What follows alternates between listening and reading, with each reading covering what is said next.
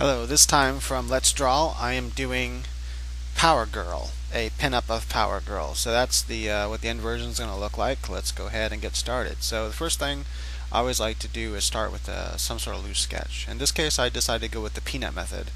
I think I've used that method in the last 2 times. It's just a quick way to get something down on paper, and I recommend doing that. Whatever method you use, put something down on paper. You can start to visualize from that and rework it until it starts looking how you want it to. So, especially if it's like a pose you've never done before, or something weird, right? So, I have that peanut version down, then I start refining it, and I start adding in the shapes. Notice for the arms, first I just do lines, and then I build the meat around the lines.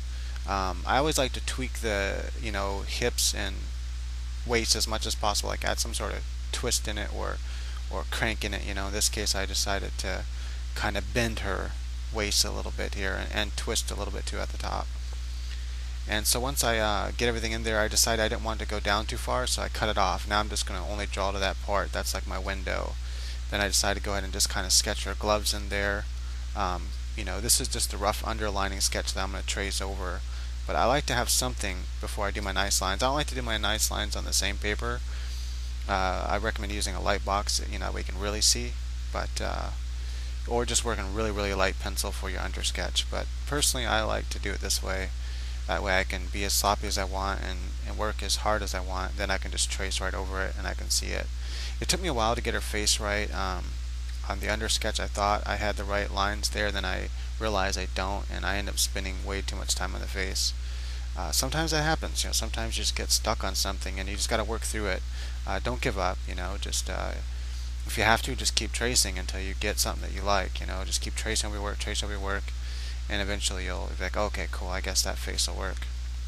If you have to, pull up a reference really quick and just to see, what am I doing wrong? Why isn't my face looking right?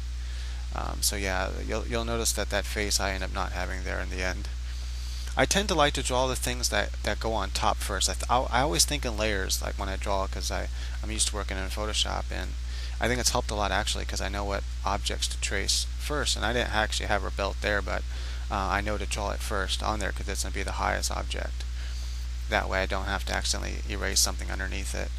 But as you can see, I go through several faces and lips, and it's like, ugly, ugly, what's going on with my face? And I think I decided the whole entire structure of the face wasn't right, so I end up erasing the whole damn thing and then just rebuilding it and everything. So anyway, as you can see, the end result came out pretty good. So it was worth the effort just to get that extra time to get it right. Overall, this drawing took me 44 minutes, and it's pretty fast. I'm trying to get get decent drawings in like under an hour. I'm trying to whittle it down to 30 minutes, but it's hard. It takes just a lot of practice and stuff. I'm trying to get down there, but it's difficult because the faster you can whip out decent drawings, the faster for example, you can do your comic books, or the faster you can do anything for clients or whatever. And so I want good work quickly, and usually for me it's like good work, especially for the human figure. It's so hard. Just sometimes if it's a weird position too, like a weird pose, sometimes it can take me a long time to get it down the way I want it. But don't be intimidated. Start practicing and drawing without a reference, and then draw from a reference, and then draw without a reference, and keep going back and forth, and you'll start getting better and better. I'm still not happy with my non-reference drawings, but they are getting better over time, so you just gotta keep working with it, and I gotta keep working with it, and eventually I'll get to the point where I think I'm happy with my non-reference drawings. But yeah, anyway, so make sure you draw something though. Put something down on paper. That start with a peanut shape like I did. Anything that you can start to work with and go, oh wait, that looks wrong. When you start to draw the figure, you should be able to see what's wrong with it, and then you can start correcting it. But if you have nothing on paper, you're never going to get anywhere. So you got to at least do something that you can start working with. And don't feel afraid to just start all over, and just take what was nice about it and trace over it, and then rework the parts that you didn't like.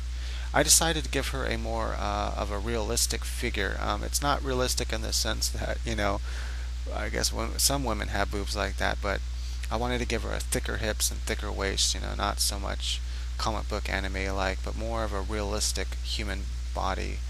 And I think it came out pretty cool for Power Girl, because she is kind of a tougher, buffer looking chick, and I think this style worked well for her. I'm always trying to, learn different styles and get better at different styles. That way, if a client ever asks me, hey, I want this done, I don't need a reference to do it, I can just say, oh yeah, I'm familiar with that. I've done several like that, and then I can do that for them.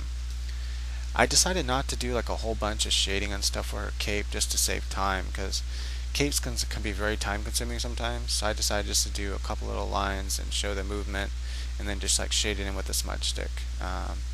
So yeah, I got kind of lazy on the cape. I might go back and rework that one and put some cool shadowing for the cape, but something more like spawn shadowing for the cape. But whatever, we'll have to wait and see.